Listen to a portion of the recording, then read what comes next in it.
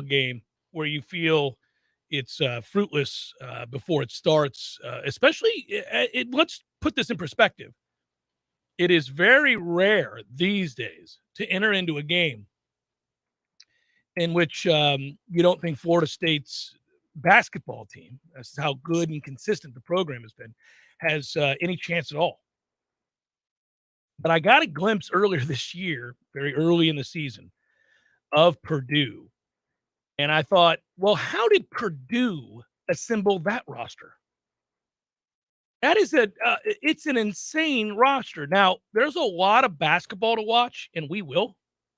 And we are barely, we're not even 10 games into the season.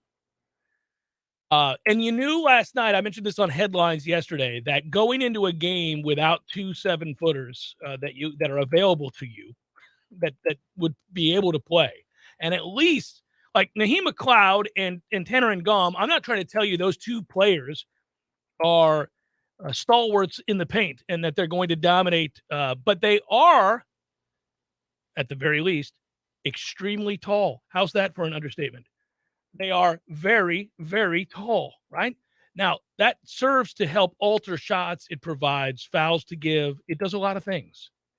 They were not there. They were not available last night. And of all games, for them not to be available, it would seem that that was one they ought not miss, given that Purdue's big is Frankenstein.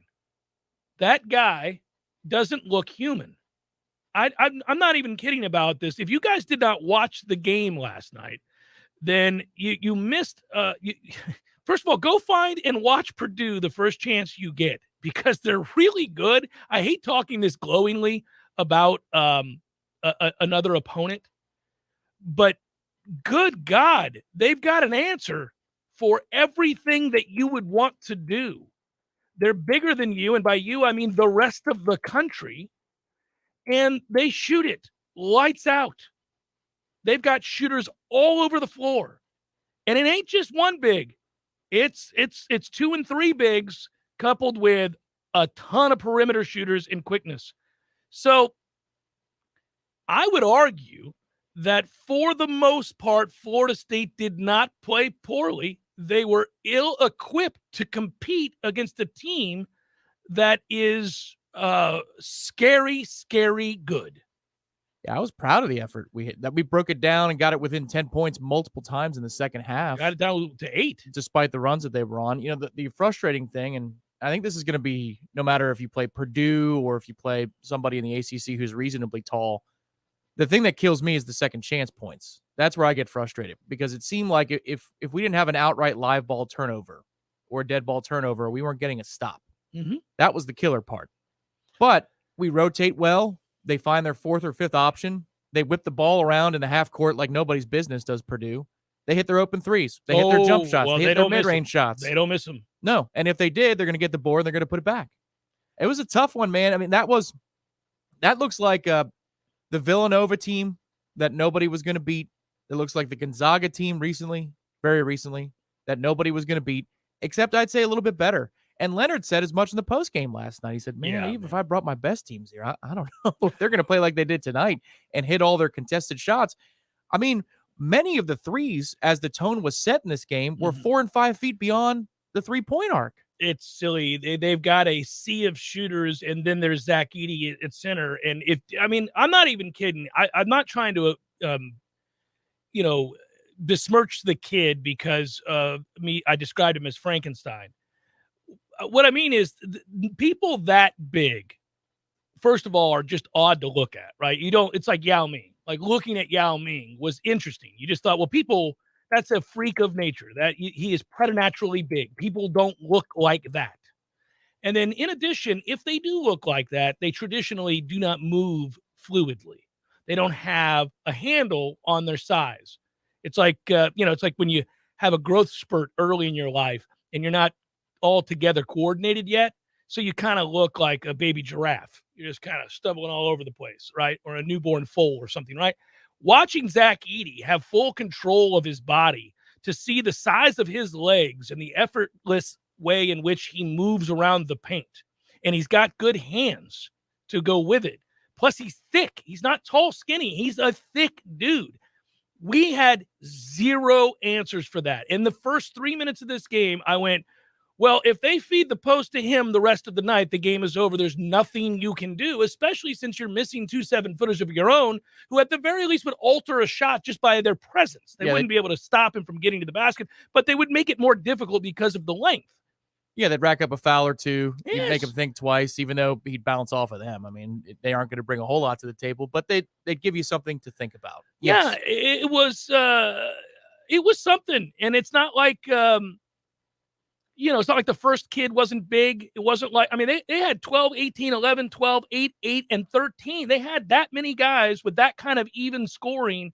Well, that's how you get to 93. It's how you score 48 and 45 in the respective halves, but it's really remarkable. That team, if they're not in the Final Four, I'll be very surprised. Now, tournaments are tournaments, and they're freaky, and you can have a bad night. Somebody could shoot 80% from three, something like that. It could be a Villanova-Georgetown moment, whatever. But to me, that team, just personnel-wise, is a Final Four team. Yeah, they might be better than any team we fielded here in the last 5 or 6 years. Now, we've had some really good ones, including the COVID season. Yeah, I think the COVID season team might have won it all. It reminds me of a scene in one of the early episodes of Family Guy when they're in a jail cell and there's a violent criminal who pokes himself with a knife and goes, is that what I've been doing to people? Oh, no. Well, watching what happened in Purdue last night, I'm like, is that what people think when they come to our building? Because, my God, anytime we tried to get it close, anytime we did get it close, and you're thinking, okay, now, John Butler, keep your feet in bounds, because if you do, we might get this thing down to 6 or 4. Then they push, and it's a 6-0 run. And the first basket is a contested basket. It's a contested 26-foot shot, but it's bottoms. You're like, okay. Yeah. All right, fine. If you're going to keep reasserting yourself, I was just really proud, and I think this group is going to be a lot better for what they saw last night. Called it a first-class education. That's what that was. John Butler is going to be a better basketball player down the stretch because of that game. Jalen Worley as well. Yeah. Matthew Cleveland. They're all going to learn, these inexperienced players, a lot about themselves after last night and the standard of where you got to go. The good news is you're not going to see teams like that. No, you didn't even see it in the 9:30 window with Duke playing Ohio State. They outright lost. Yeah. Well, boy, the ACC, some issues. That said, bend over. That said, even games you had won, you choked away, Pitt. I mean, my God, that game's won. What are you doing? Silly. But that said, what startled me, Tom, is, okay, you come into a season in which you know that you lose 4 of your top 5 scorers. So you know that this is going to be relative to the talent level you've raised. The floor has been raised. It is going to be a bit of a work in progress. I don't want to say outright rebuild, but when you lose 4 of your top 5 scorers, you are going to have some growing pains. But looking at what Purdue is, and looking at, and by the way, Purdue, conversely, returned 9 of their 10 contributors, starters, important pieces to the puzzle from last year. So this was a bad matchup. I mean, like, the idea of when they sat down to decide ACC Big Ten Challenge, who do we match up with whom? They probably should have been like, well, I don't know that Florida State is going to go on the road against that Purdue team and play all that well.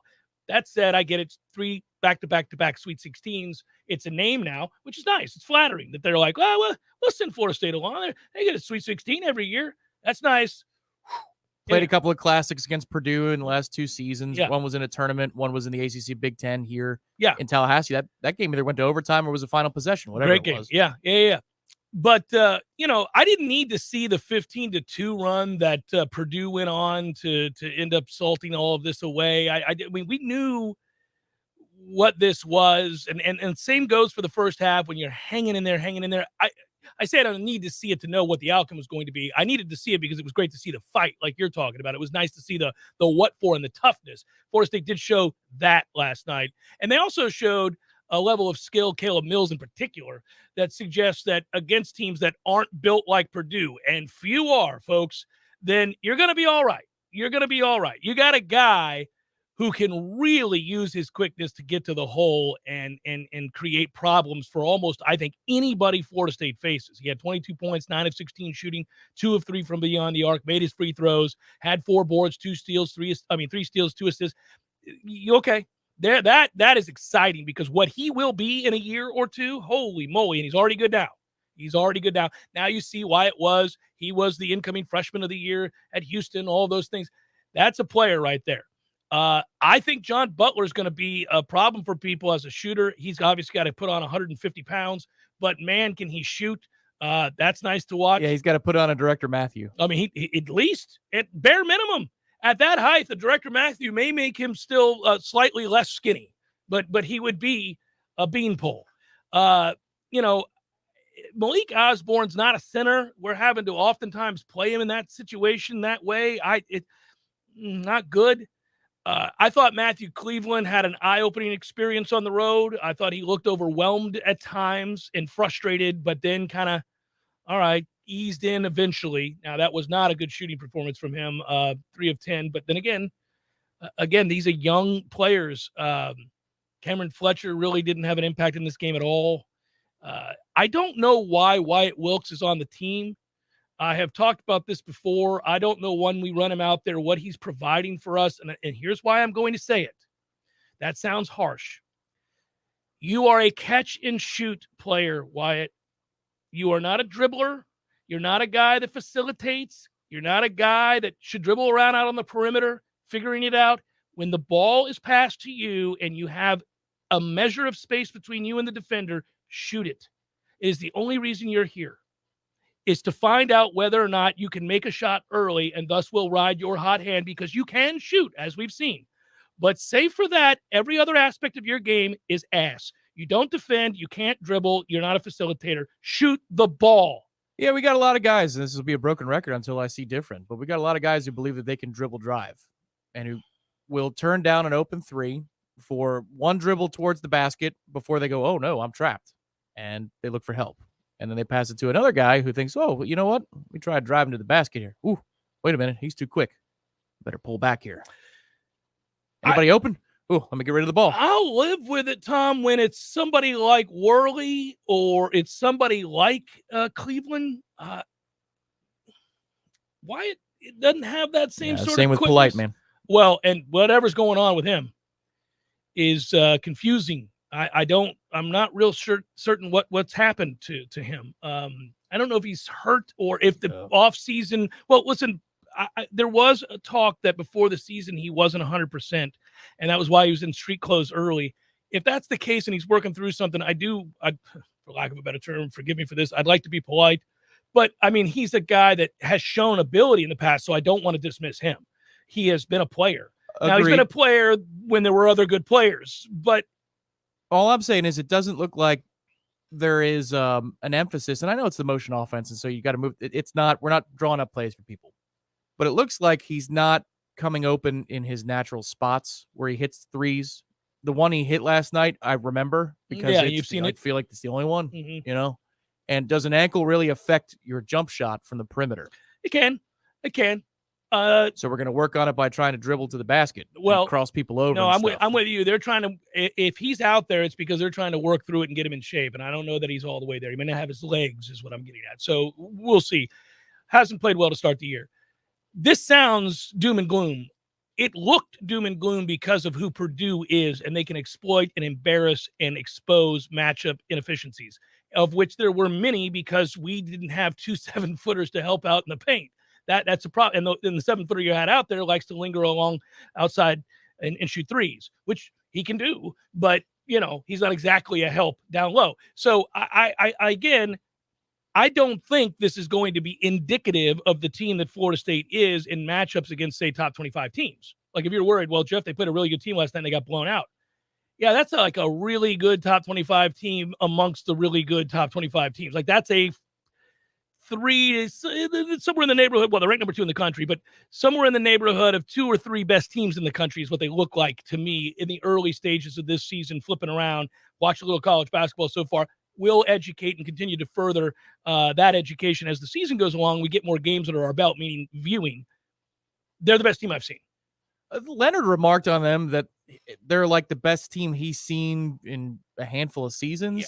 And I'm going to trust Leonard's eye there. I mean, and he was effusive in praise of the program and what they've built, as one would be in a visiting press conference. But I watched all 8 minutes of it, and the way he said the things he said, that's glowing. different. Yeah, that's different, is what he's saying. I don't know. He remarked out loud, "I don't bring my best teams here. I'm not sure. Well, I'm not sure." You know, They're all grown. Grown has been everywhere on that floor, and fearless, certainly at home. It felt fruitless. I could see where you'd be like, if you're him, you'd go, really? How in the hell is this existing at Purdue? Is this the G League? What are we playing a small? Yeah. Is this the G League? Exactly right. Like, what is going on here? These guys look like pro players. It was something. It really was. I enjoyed the basketball, meaning Purdue was so good, and they put us out of our misery so quickly, even though we fought, like you're pointing out, that I was kind of like, well, this is something to behold. I'm going to be glad that I watched this team.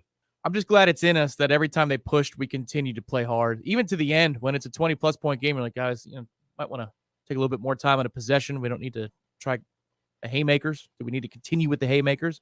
But we have that heart. That's really good evidence.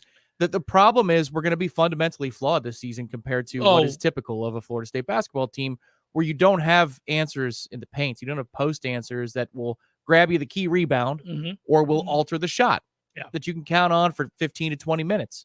You might have to shrink the rotation, but I'm not there yet. I'm not. There's still another month. Oh, they got to play Syracuse this weekend, open up ACC, but then you got another month to figure things out. Push doesn't come to shove until about the middle of January, but you may have to shrink the rotation. The one thing I'll say is I love the starting five last night. I like that group. You got Worley out there to start. You got John Butler out there to start with Malik and Caleb. You got Cleveland, first guy off the bench. Okay. Yeah. No, I like that group. I mean, that's I think we'll have a group that'll compete most nights to win a lot of games. I think they're going to be a slightly above average, maybe a well above average ACC team. This is a sorry version of the ACC. My God. But so what does that mean? It means you can finish in the top 5 of the ACC. So that would be well above average. So certainly that's possible. By the way, the remaining non-conference games are against South Carolina, Lipscomb, UCF, and UNF. All right, win your remaining non-conference games, which you probably should. Probably should. We're not making the assumptions we made a year ago or the year before that, but probably. Second chance points are the number one stat for me over the next month for the opponent.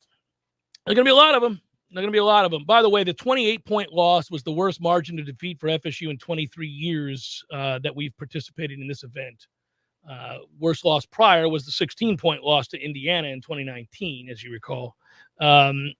We lost at Michigan State way back in 2011, 65-49. The 93 points that we gave up last night were the most allowed in a regulation game since 2017. It should also any game. It should also be noted, now that we got out of the 5 to 6 top headlines, because I'd rank it down here at 7th. They got a home whistle too. They did. Last night. Yeah. I mean, they got carried away. I mean, that's what happens in basketball. There is real momentum that happens in basketball, and there are real impact. Block charge calls, some critical ones happens here too. When teams come in here, because this is now an actual great environment to host a basketball game. You see it more in that way, but you're not. They didn't need it. You're not intimating that it would have made any difference. No, it could have been a road whistle. They still win by 10. Yeah, I'm just, we need that tonight, guys.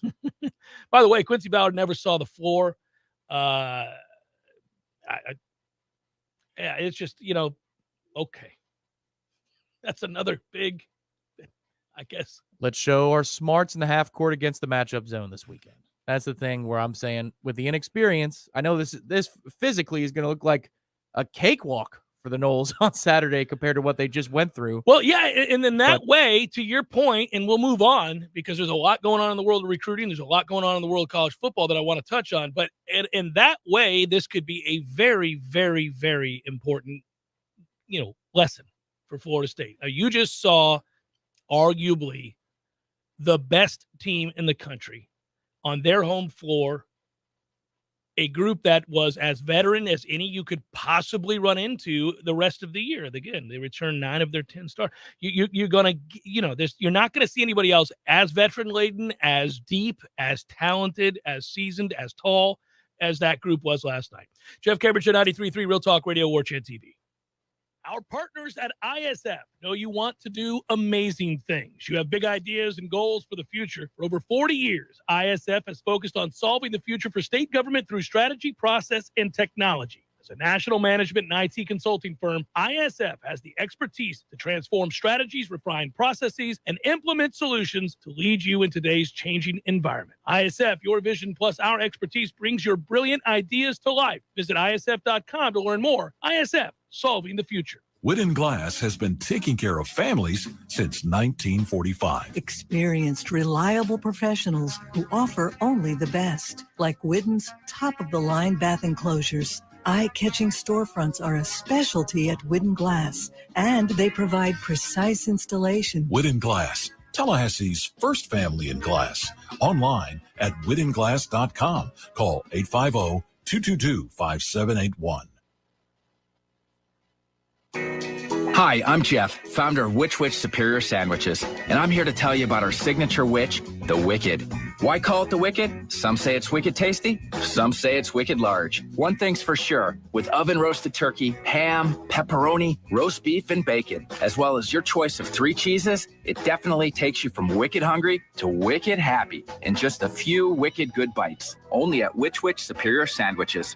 On Wednesday, the Wicked is just $5. 5 meats, 3 cheeses, $5.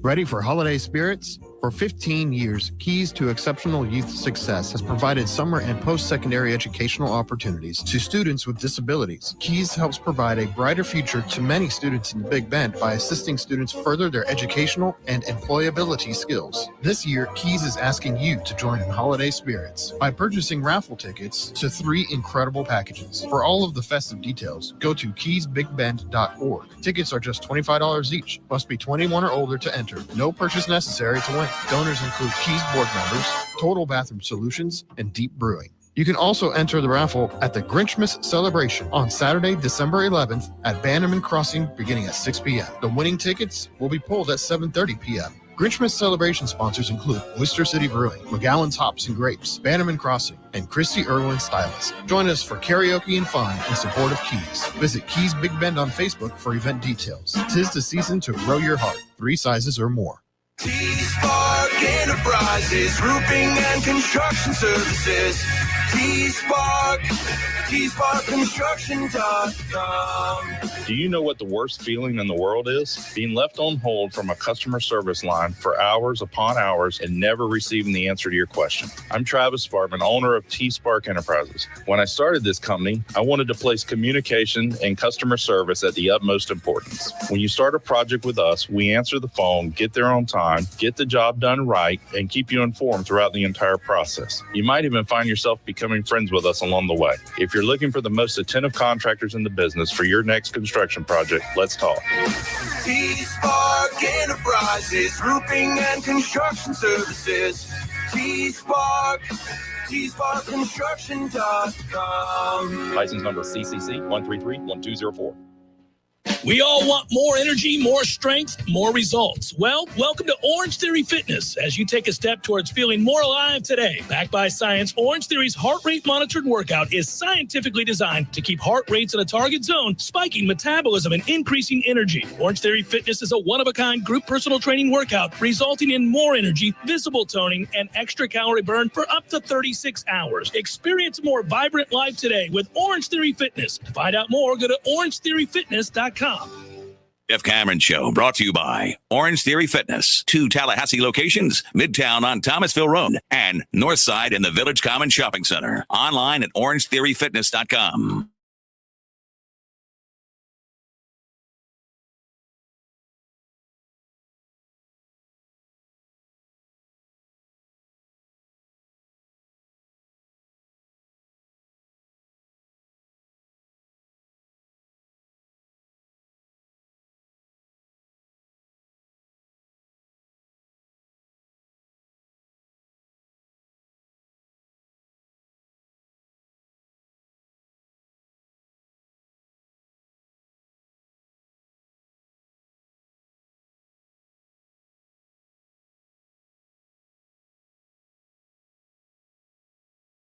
I followed the kitties.com at a time was it was a special website, but no longer exists anymore. So you got to go to warchant.com. And that's a good thing because there are incessant updates. look, the guys are on the road recruiting right now. I'd rather have a larger discussion about where Florida State's at in the recruiting. Tom and I didn't get a chance to talk together yesterday as we were doing Seminole headlines. My thought was, as this all transpired, I'm talking about the larger college football story, which is the carousel of coaches leaving what are prestigious and high-profile jobs for other prestigious and high-profile jobs, and the amount of money being thrown around to said coaches, making most people feel rather uncomfortable about the direction of college football. Sometimes people reveal themselves, and it's disappointing. You find out that somebody's not what you thought they were. In this case, an entire sport has been steady revealing itself to be headed in a certain direction that I think makes most people feel sad or nostalgic. Not because everything about the way college football was better. There were a lot of imperfections about the sport, including how we decide a national champion. That's still something that is problematic within the sport. And you just wait to see how problematic it is if Georgia falls to Alabama and you have some other games fall into place in which it is a crapshoot as to the Final Four and really rather nebulous as to how we got there, right? Now, that would become a thing where you'd say, oh, this is all absurd, and college football in many ways in that regard has always been absurd, and yet it is a passion of all of ours. We love the sport. We love the game. But in what was already a relatively small group of teams that competed at the highest levels, we have seen it funneled into an even smaller group of teams that are going to be able to compete moving forward. And Florida State feels like a program that will be, in the interim, on the outside looking in, if it came down to an arms race, if it came down to salaries for coaches and all of those sorts of things. If NIL became the deciding factor as to which good players went where, Florida State would be on the outside looking in that race as well. So what I thought when I watched an Oklahoma coach leave the program voluntarily for the first time since 1946 to take a job at Southern Cal, because people don't leave Oklahoma to take other jobs. There aren't other jobs that are better than Oklahoma's jobs, save for maybe Notre Dame, right? In the past. That's changing. I get it. And when I saw, obviously, probably more to that point, Brian Kelly leave Notre Dame to go to LSU, I thought, wow, this really is a seismic shift in the way that business is done in college football, in the way that teams compete, in the way that rosters are built. Which, again, led me to this thought. Thank goodness Florida State fired Willie Taggart when they did. Thank goodness Florida State was not in the business of trying to find a new coach now while this is happening, because this would be a straight ass-kicking, boat racing, whatever you want to describe it. Florida State ain't involved in those numbers. They're not getting any of those guys. They're not only settling perceptionally, they would be settling far down the ladder's rung. They would be way down towards the bottom in terms of reaching out, finding, and paying a huge staff to be competitive with LSU, Oklahoma, Southern Cal, Notre Dame, you name it, right?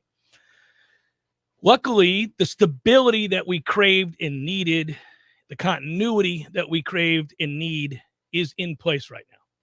So you have a chance to navigate this very difficult and ever-changing time better than you would if you were involved in the coaching carousel. Because you're not, you've had a steady voice, and moreover, you've been able to alter the culture in the locker room, and you've been able to create a buy-in and a level of consistency now that I think is comforting to the recruits that you've reached out to. It's why you're probably going to, in the midst of all of this change, still sign a top 10 class. So when we talk about we're fresh off the week of feeling thankful for things, I'm very thankful that Florida State made the move when they did. Some of it's happenstance, some of it's luck. But the fact that they did and now have continuity allows them to compete for the best players in the country with schools that have deeper pockets, better NIL situations, more famous and rich alumni and a deeper pool of them, etc., than if they were going through those changes like these schools are currently, because we wouldn't win that battle.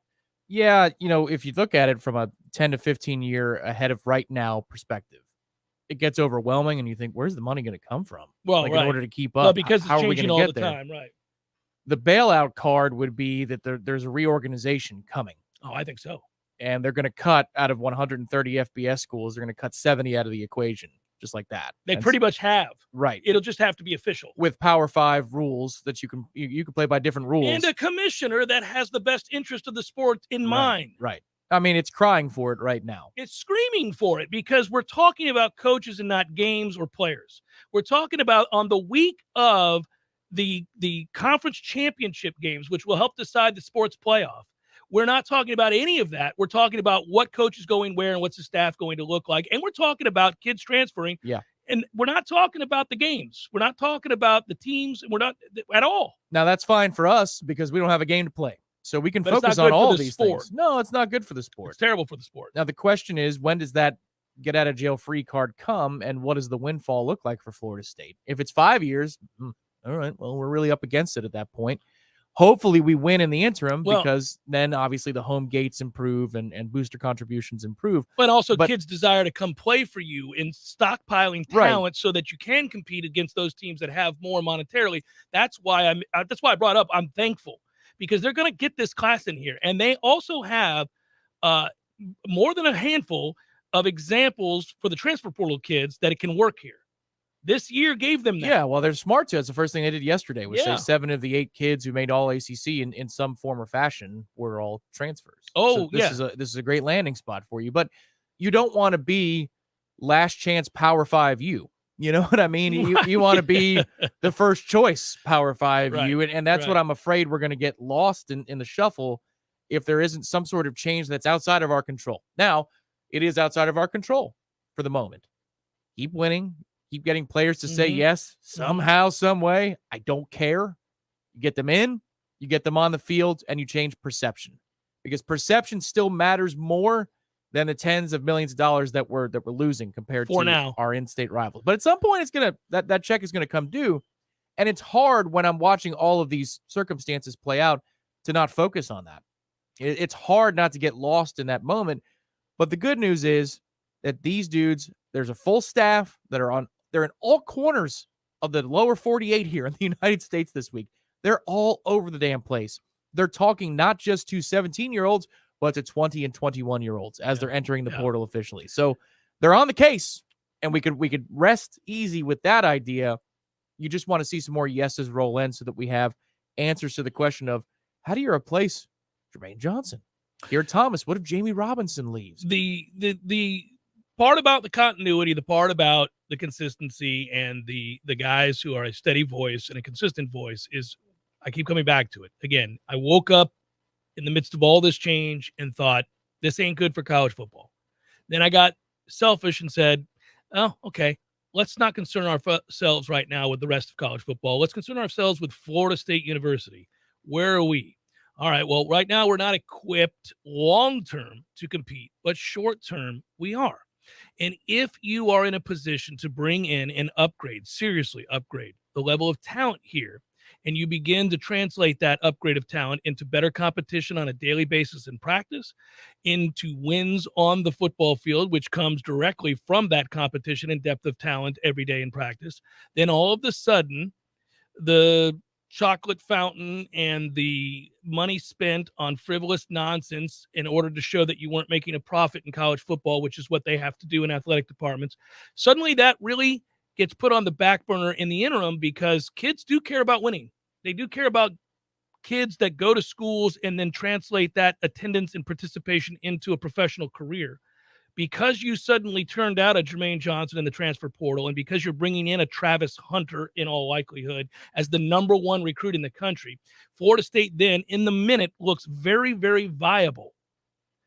Now, again, if things don't shift radically over the next 5 years and you don't parlay this continuity and success into wins and thus a larger sum of money consistently coming in, then you're not going to be able to fake your way through it. But right now you can because you have continuity, because guys are on the case, because people are out there, and you just got done showing that, hey, this can be a landing place for you in the transfer portal if things haven't worked out at whatever school you chose in the Power 5 or beyond. And you can go to Florida State and succeed and win games and start to win games. This is an upwardly mobile place currently. That is something that is a salve on an otherwise gaping wound. But college football, if we're going to step outside of Florida State and have the larger discussion, had better get a commissioner and better get somebody involved in the sport that has the sport's best interest in mind. Because right now the NCAA is an obsolete entity. It does not matter. Yeah. You're free to go and come and please, and people can recruit your roster, by the way. That's what's going on right now.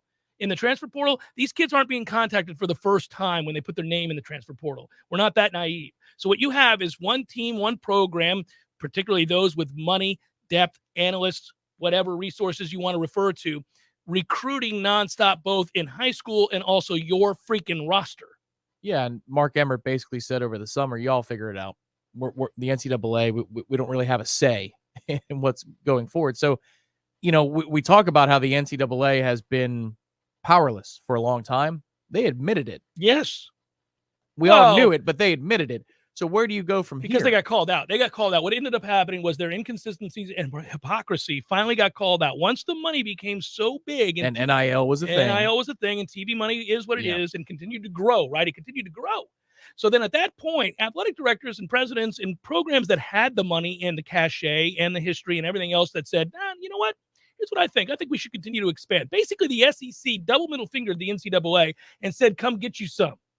And then the NCAA went, we'd rather not deal with that.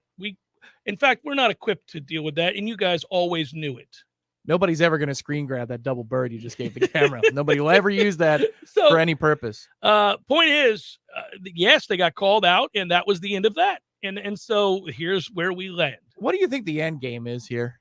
I mean, if you had to predict. It's always money. So, well, I mean, okay, yes, of course. That's the vehicle. But to where? That these universities become academies that are affiliated with the NFL in some such way?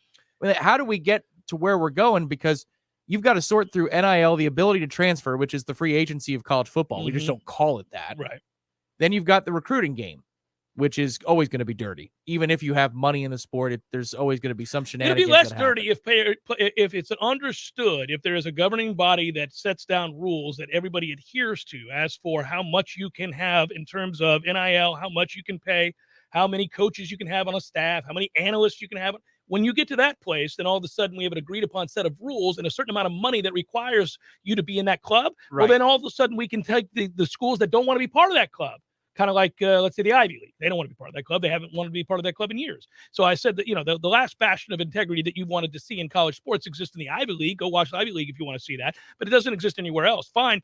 Let's just find out and define our terms. It's always about that. Well, then I'm a Noles fan who's rooting for college football playoff expansion because it gives everybody more money. Even if they still keep their gap in the SEC or the Big Ten, diminishing returns. I'd rather get to the point of diminishing returns because you've increased our baseline. But that I'm rooting for that says it all. Like, that's what I'm rooting for as a Nole for the long-term health of the program. Listen, we can get booster contributions up 200%. And you're still not competing with any of the schools that have been in the news in the last week. Right. You're not close. You're not close. Now, that doesn't mean don't do it. No, you have to do it, but you're not close. You have to hope that because historically over the last 40 plus years, you've been one of the 10 to 15 major players in this sport, that your brand is one of the most significant in all the land. And that's borne out not by my opinion and allegiance to Florida State, but rather all of the jersey sales, the numbers, every poll you look at. I mean, anybody you talk TV to, ratings for FSU Miami down still the list. Buku, right. So Florida State is still a significant brand. So there it is, that if you're expanding amongst those players that are going to ante up and decide to be all in, and let's say now we're going to whittle down those who are, not capable or unwilling. I would think of a school like, I don't know, Virginia. Let's say or Duke. Duke's probably a better example, right? At that point, then you say, all right, well, so the SEC was willing to expand to Oklahoma and Texas. And I get that Florida would never want Florida State in, but if you're going to turn this into a 60-team free-for-all who have money in a super league, well, then it won't matter that they don't want Florida State in. Florida State's going to be part of something, the bigger picture. I think quietly the good thing that happened in that regard, if you want FSU to get into the SEC after all. Or just be a part of the future. To be a part of the future, but the SEC is going to be in that conversation. Whether or not they call it that anymore is up to whoever. Right. But you just got 2 more yes votes in that conference with Oklahoma and Texas. Why wouldn't they vote yes for us to be in that league? Well, the powers that be, namely the commissioner, went, stand down. We're inviting Texas in. Right. And Texas A&M was beside themselves. And they didn't care. Right, exactly. Yeah. And the other powers, those that have sworn allegiance, were like, sorry, guys. Right. In turn, Texas and Oklahoma are going to vote yes. Why wouldn't they want to undercut the advantage that Georgia and Florida have in its recruiting territory? Well, right. I agree with that. And I think we're probably ultimately headed in that direction. It probably can't happen soon enough for this fan base that understands that without the money, you can't compete. Sobering. Let's just be the Oakland Athletics and the Tampa Bay Rays until that time. Have to be. Got no choice. Jeff Cameron, Show 93.3 Real Talk Radio, Warchant TV.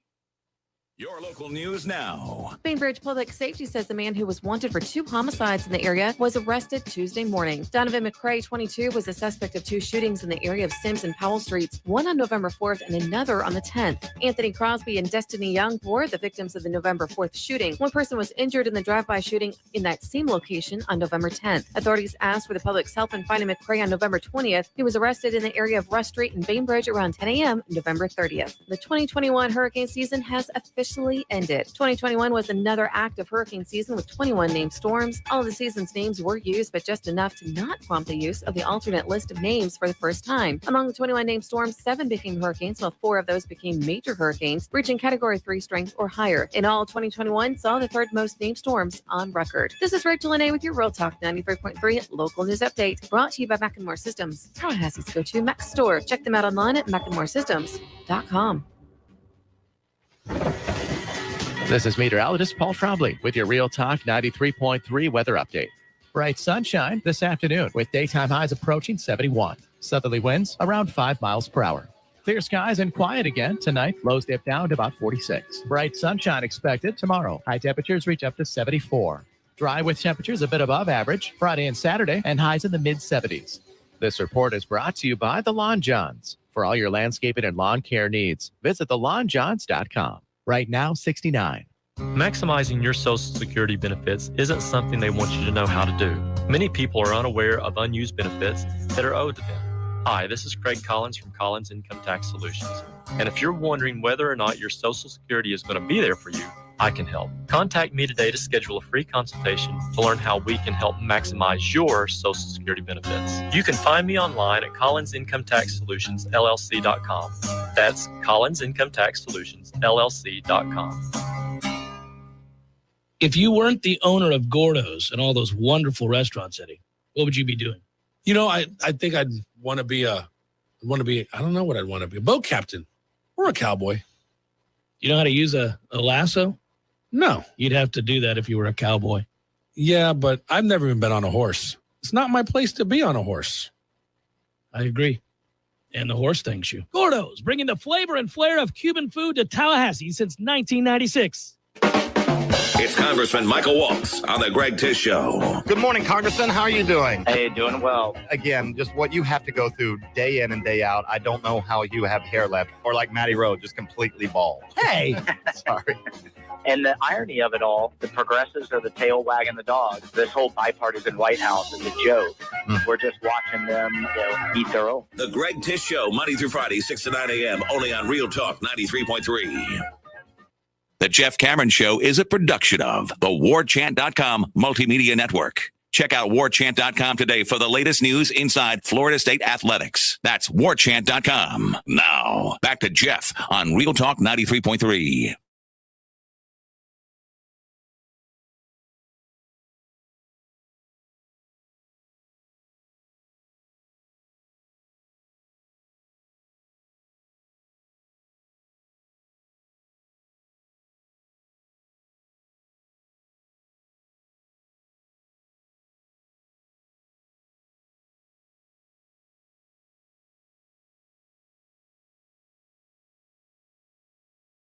About as such, but if it is, it's the greatest. I mean, there's no choice if you're Lincoln Riley But to say, well, I say there's no choice. It's an awfully difficult task to say no if what Lincoln Riley got to go to Southern Cal is accurate, which is to note, Tom, I don't know if you saw this. I did. $11 million a year, a jet for he and his family whenever they want to use it. I could stop there. They overpaid and bought his 2 houses in Norman for over $500,000 each because you can pocket the $1 million in taxes and savings, and a $6 million house allowance for when he gets out to sunny LA. So here's $6 million. Shop around, please, by all means. Figure out where you want to be. Newport's this wonderful area nearby. Oh, by the way, just take the $1 million that you made on the 2 houses that we overpaid for so that you could pocket that tax-free. And don't forget, you and your lovely wife and children have access to this jet anytime you need it. And I mean anytime. Want to go to south of France? It's yours. Yeah. Oh, okay. Just want to get the groceries. You take it to the store? Where do I sign up? I mean, it would explain to me why he cried when referencing Oklahoma. If you watch the press conference, he's like, great to be in LA, giving the sign, doing the whole thing. And then he's like, the people in Oklahoma were, he starts to weep. He's like, poor. Well, that would have been funny. But he said, basically, the people in Oklahoma were great to me. I loved it there. It was a dream job that I had to leave because can you believe these dumbasses? That's what he might as well have said. Like, guys, I know I'm not wearing pants here at the press conference, but why would I? Ask yourself that. Why would I? I don't have to do anything. I'm now making $11 million a year. I've got $6 million to buy a house in LA.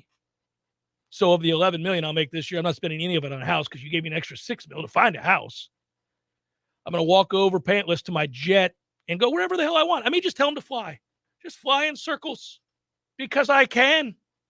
Maybe I'll take it to Miami, spend the day, and fly back because I can.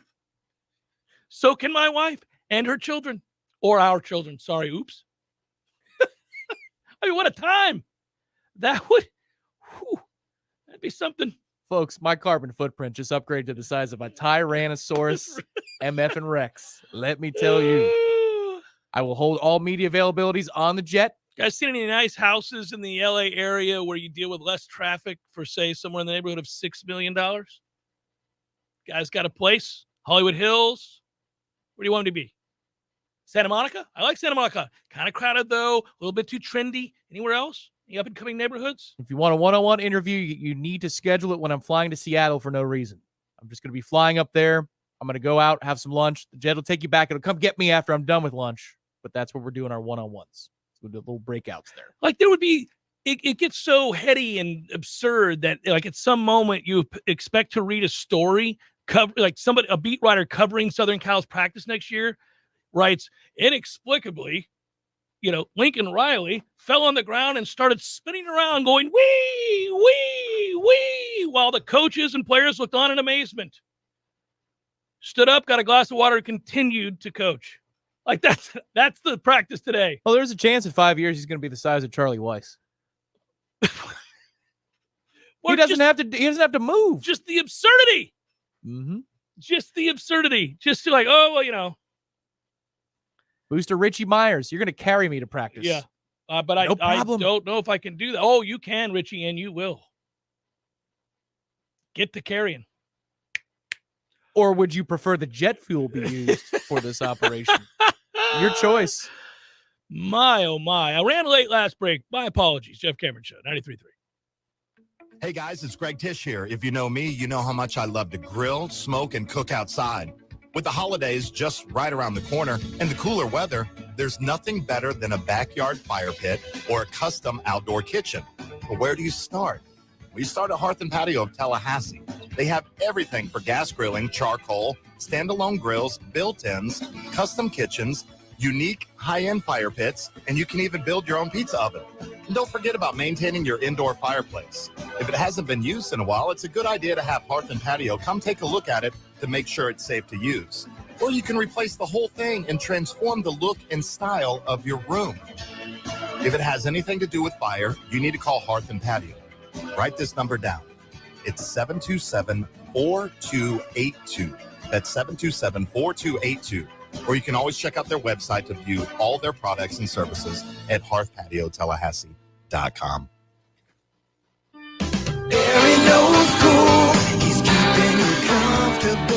This is Kyle, Service Manager from Barano Heating and Air. Schedule an appointment from your mobile device to learn about our Total Comfort Service Program. With guaranteed same-day service, 15% off necessary repairs, and $25 berry bucks to use towards air filters and other products. Turn to the experts at Carrier and Barano Heating and Air. Any day, anytime, anywhere. Online at baranoac.com. Florida license CAC 1816-186.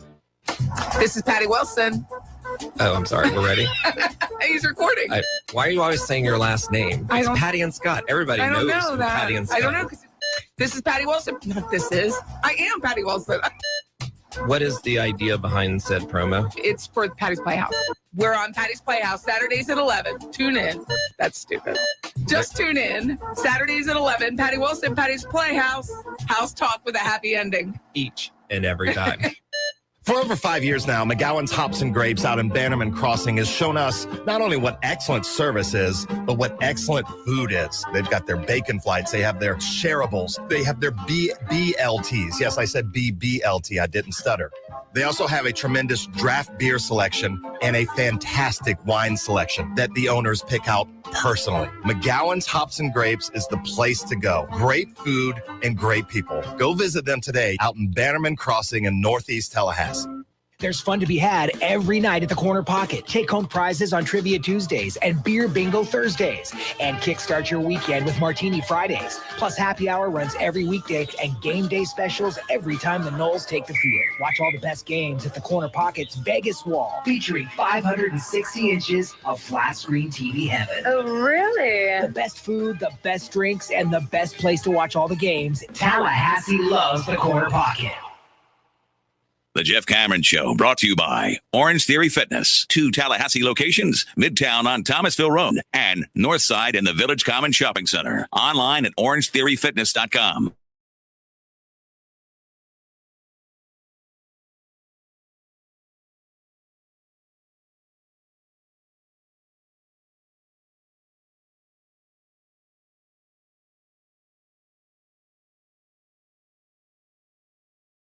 JJ and Kier FSU School of Defense Fund. Appreciate that. Yeah.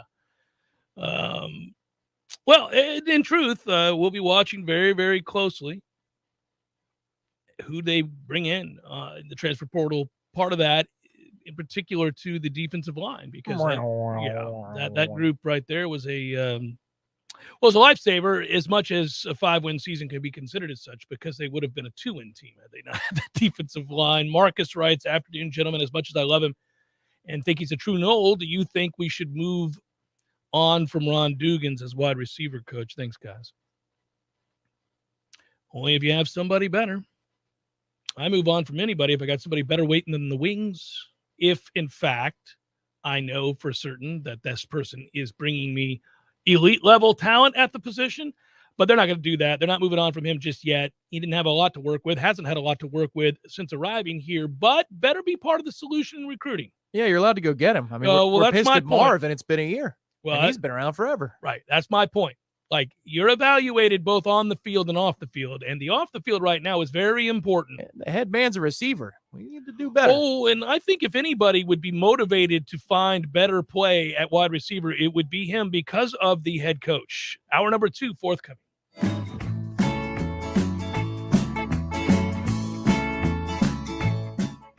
Jeff Cameron Show, live and local on Real Talk 93.3, WVFT, Greta, Tallahassee. Breaking news this hour from townhall.com. I'm Bob Agnew in Washington. The Supreme Court's conservative majority is signaling it will uphold Mississippi's 15-week ban on abortion, may go much further and overturn the nationwide legal right to abortion.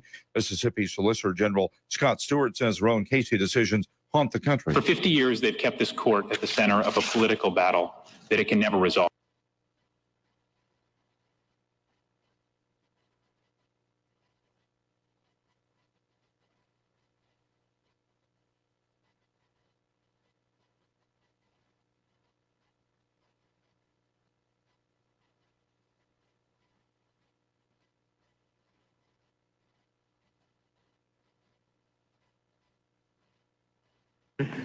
and its reading are just political acts. Proponents of the Mississippi law argue the Constitution nowhere includes a right to abortion.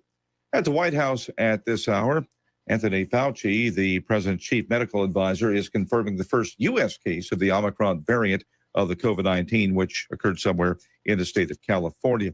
Secretary of State Anthony Blinken says the Biden administration has expressed its concerns to Russian leaders about a Russian troop buildup near Ukraine. We've made it clear to the Kremlin that we will respond resolutely, including with a range of high-impact economic measures that we've refrained from using in the past. Blinken says the U.S. and other NATO members are ready to take action should Russia decide to invade. A fourth student, a 17-year-old boy, has died from wounds he suffered when a sophomore opened fire at a Michigan high school. Authorities identified the teen as Justin Schilling. Investigators still trying to determine a motive for Tuesday's shooting at Oxford High School north of Detroit. On Wall Street right now, the Dow Jones Industrial Average is up 115 points. More from townhall.com. Thinking about life insurance? What if you could make one free phone call and learn your best price from nearly a dozen highly rated, price competitive companies? Well, that's exactly what happens when you call SelectQuote Life. For example, George is 40. He was getting sky-high quotes from other companies because he takes meds to control his blood pressure. But when I shopped around, I found him a 10-year, $500,000 policy for under $25 a month. I'm SelectQuote agent Dan Savino. And believe me, if SelectQuote isn't shopping for your life insurance, you're probably paying too much. For a free quote, call 800-523-3771. That's 800-523-3771. 800-523-3771. Or go to SelectQuote.com. Since 1985, we shop, you save. Get full details on the example policy at SelectQuote.com/commercials. Your price could vary depending on your health, issuing company, and other factors. Not available in all states. Hi, this is Justin Colvin, founder of the Medicare Help Desk. I routinely speak to seniors who are overwhelmed by the multitude of coverage options available to them. That's why I created the Medicare Help Desk radio show. Tune in every Sunday at 11:30 a.m. where I provide clear answers to all your questions about Medicare. Leaky faucet, busted pipes, clogged toilet? M&L Plumbing is here for you. For all commercial, construction, and residential plumbing issues, call M&L Plumbing at 575-9393 or visit online at mnlplumbing.com. We all want more energy, more strength, more results. Well, welcome to Orange Theory Fitness as you take a step towards feeling more alive today. Backed by science, Orange Theory's heart rate monitored workout is scientifically designed to keep heart rates in a target zone, spiking metabolism and increasing energy. Orange Theory Fitness is a one-of-a-kind group personal training workout resulting in more energy, visible toning, and extra calorie burn for up to 36 hours. Experience a more vibrant life today with Orange Theory Fitness. To find out more, go to orangetheoryfitness.com.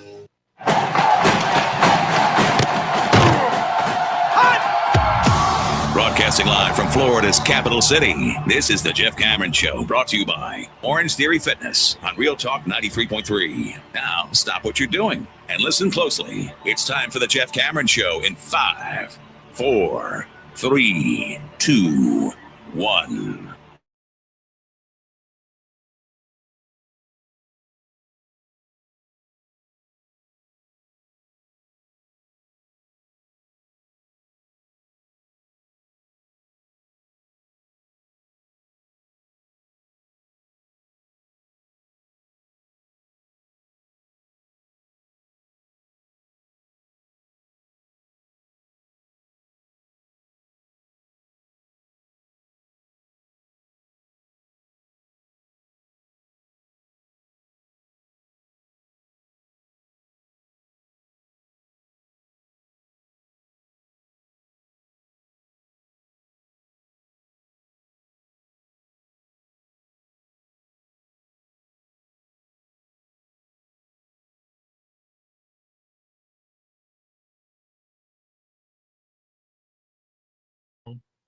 And I was never going to fret about last night's game because it was one that I always thought we would lose. And the reason I brought it up yesterday towards the tail end of Seminole headlines was so that others understood. Perhaps you were only taking a cursory glance at college basketball up to this point. Who could blame you? There are only 6-7 games into the season.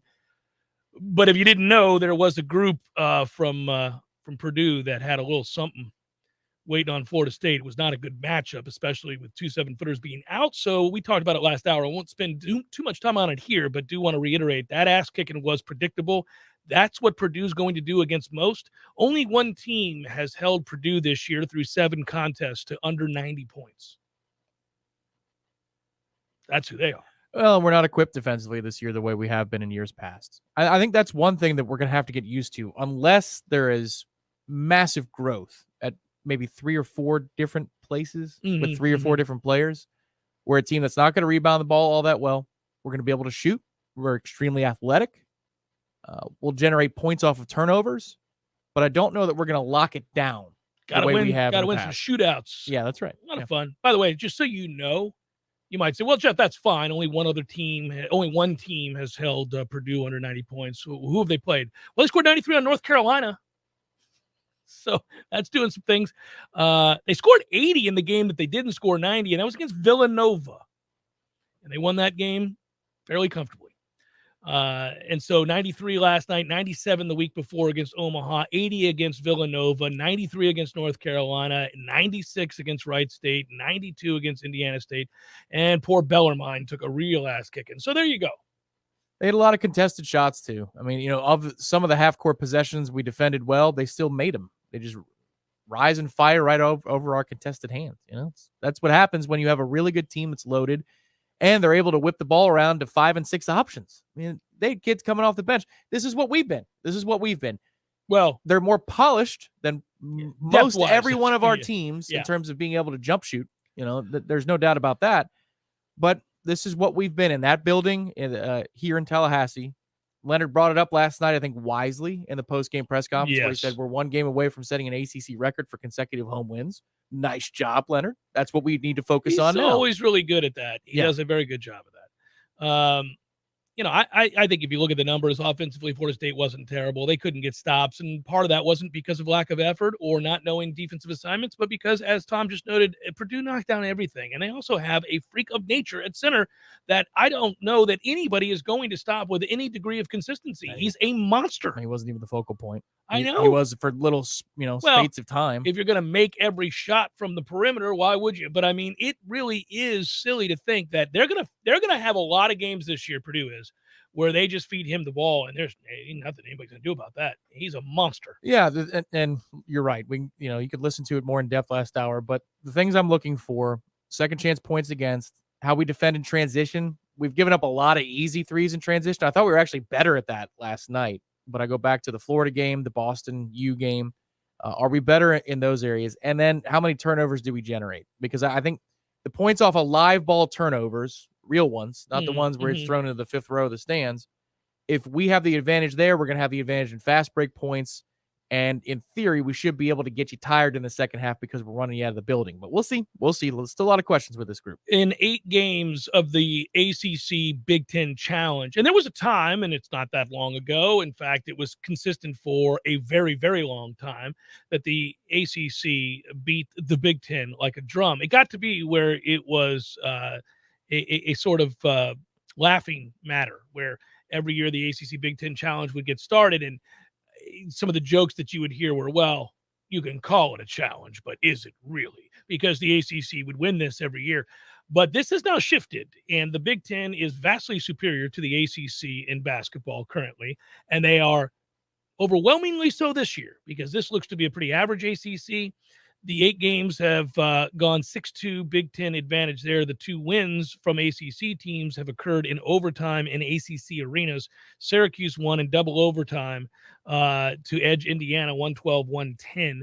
And Wake Forest won 77-73 in overtime against Northwestern. It's not exactly a power. Of course, Duke blew a 15-point lead in the second half and lost. So it's something to behold. Well, you wonder if it's an external part of the puzzle that those conferences make a ton more money. K's getting out at the right time. I mean, the stat last night was from Fraschilla was crazy. They haven't won an ACC regular season title outright since 06, he said? It was nuts. And it was like 12 that they had a share, 12 or 13 that they had a share of it. But they had won 2 national titles in that time. Right. Though. They didn't win the conference, but that's how good the ACC has been. But think about that. I mean, that's nuts. Now, you could put all your eggs into the basketball basket, and you can still win big. You can, even if you're not a have, as we know that. I mean, look at all around the country. There are plenty of programs. They don't do diddly in football, but they are really, really good at basketball. But I think what you're going to see is the middle teams in the Big Ten and the SEC are going to keep getting better than the middle teams in a conference like the ACC. They've got more money to get better facilities. Oh, yeah. Better support staff, all that stuff. I wonder if Roy Williams and Coach K don't know that. Well, Roy knew that he was steady losing to teams he shouldn't be, and he said as much. This is not me just taking a shot at roll it out there, Roy. He knew that he was failing as a coach miserably and decided it was time to go. He wasn't meeting not only North Carolina standards, but his own for himself, and I actually commend him for that because while it was easy to tease roll it out there, Roy, over the last few years while they woefully underachieved, it is nice to note that it didn't go unnoticed by the man himself, who looked in the mirror and realized, yeah, I should have called timeout there and didn't. Oh, we're in the wrong. Yeah, he figured out I've lost a step. I'm old. It happens. Time to ride. Good for you, dude. Good for you. Most of the time they have to pull these guys off the court or the field, and it becomes this, as we know, calling the players the wrong name. Ugly situation. I've seen it. Yes, I've seen it. It's an ugly situation. Nobody likes it, especially when you're a living legend who helped build the program or largely built the program. Now, that's not the case at North Carolina. They've had several all-timers, including the great Dean Smith. But you don't want to be the guy that they have to go, we have a talk, Roy? A little talk here? Because I'm sure it was coming. Based on those last few years where I was like, what are we doing out here? Roll it out there. And he's like, I know. I mean, that's a toughie. But that is always something you have to monitor very, very closely.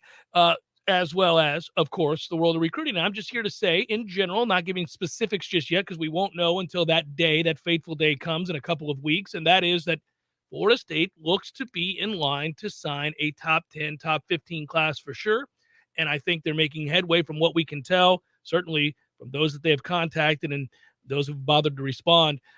They're making good headway when it comes to the transfer portal as well. And these are all very vital things as we position ourselves to take another step forward next year. It's vitally important that while I do commend them for having flipped the locker room, shown more fight, become more competitive in these games where their rosters are lacking. All of that is true. Florida had the much better roster as we saw on Saturday. Just anybody with eyes and a decent degree of understanding how to assess football understood that that was not a good matchup. But we were hoping and leaning into the idea that Florida wouldn't want to be there since their program was in disarray. Turns out they did want to be there. That became problematic for us. That said, as we look to upgrade the roster, I do think it's important that they take a step forward next year. And in order to do that, all of what happens in these next couple of weeks is absolutely critical, because if you cannot bolster and infuse that defensive line with talent, especially in the areas in which they are losing critical members from this year's All-ACC team, as you could see, then you aren't going to take the step forward that this year portends of. And that is disconcerting because it's a distinct possibility it won't happen, because you cannot solely rely on, as we know, incoming freshmen that, again, elevate your overall talent, but don't pay real dividends until 2 and 3 years down the road. So continue down the path with these linemen we're reading about, both defensive and offensive. Yeah, so here's the question I have is, what is the future if the transfer portal, as is currently comprised, continues for, say, another 10 years, right? These rules are what they are, and they stay that way. How attractive is a 2 or 3 year college football transfer versus a high school player? School recruit. Yeah, So, you've got to really navigate that. Yeah, you really do. I remember Chuck Oliver, who we know, if you've listened to the old station, you know Chuck Oliver. It was a guy that had strong opinions on this, so I want to give credit where credit's due. He was one of the first ones I ever heard who came out and said, you know, I think at some point somebody's going to go, screw all this recruiting. I'm going to bring in nothing but transfer portals. I'm going to end up starting 11 guys that were all out of the transfer portal on offense and 11 on defense that were all out of the transfer portal. Now, there's a downside to this, and it's a very obvious one, and we all know it. The second that you hit adversity and things start to fall apart and your season doesn't go the way that you had hoped it would, it is much easier to bail on a program that you didn't come up in, that you didn't commit to and spend the time agonizing and sacrificing for over the course of 3 years. If you do that, the aforementioned blood, sweat, and tears work that it takes to build yourself into an elite college football player, you're not running at the first sign of distress. You are if you're a mercenary. So it is something that I think you have to balance, and it's very difficult to balance, especially when you're trying to build and create a new culture. Unless it's like a minor league system, which is already in place really in college baseball. The JUCO circuit versus Division I baseball circuit that's a point of contention every year for coaches at both those levels because, a D1 school, let's say, just go local. Like FSU could go to TCC and grab their best player. And like, that's not great for TCC, but that's just the nature of the business because then you also have the minor leagues to worry about. So it's how do I make my team the best possible? But you grab a kid for multiple years.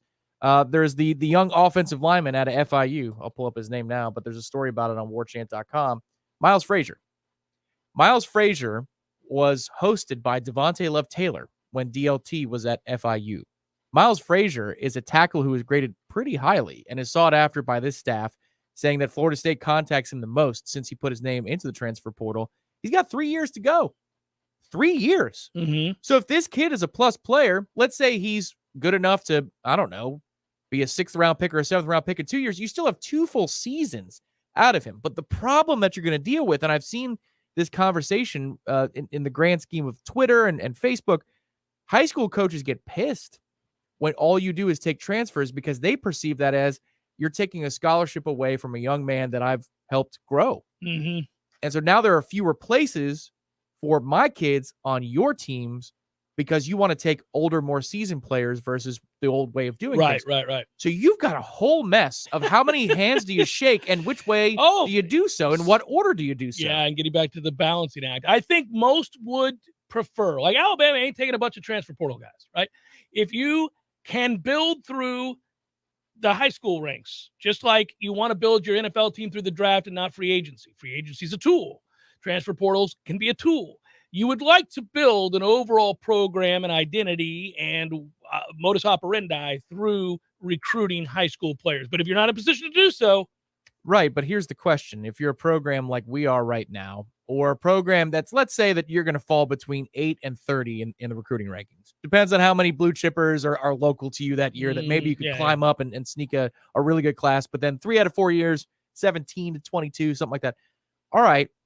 Would you rather take 3 extra 3-star players who are projects, or try and work the transfer portal really hard to grab a JUCO or an outright transfer from another group of 5 school or Power 5 school? Yeah. Like, so for those kids that are on the edge, usually their takes because maybe their friend is coming to school or something along those lines, that goes away. I would think in that moment, you want your transfers instead of you want the 3-star project. Depending on what program you are, as you're talking about, and what your overriding goals are, what is a reasonable year in and year out goal. If you're trying to win conference championships in the Power 5, I agree with you. If you're building, unless you're Wake, unless you're, a school that doesn't have a reasonable chance to do that, but you do want to sustain excellence, then you're going to still build, Well, but okay, let's say you're Mark Stoops at Kentucky, who just extended. He got his money. By the way, good for Mark. Congratulations to Mark Stoops. I think it's important that happened too in the world of college football, because right now it's not happening. What's not happening is people staying put at places that they enjoy because they are all seeking the next great thing. It's not good for the sport when that happens at all times. That's why I used to admire, a number of coaches that we've talked about on this show over the years. Listen, I don't begrudge anybody their money. I'm not sitting there counting money in your pocket, but I am saying that for the better of college football, if a guy comes to a place and he's happy, and he is sustaining, this is 7 straight bowls for Kentucky? Right.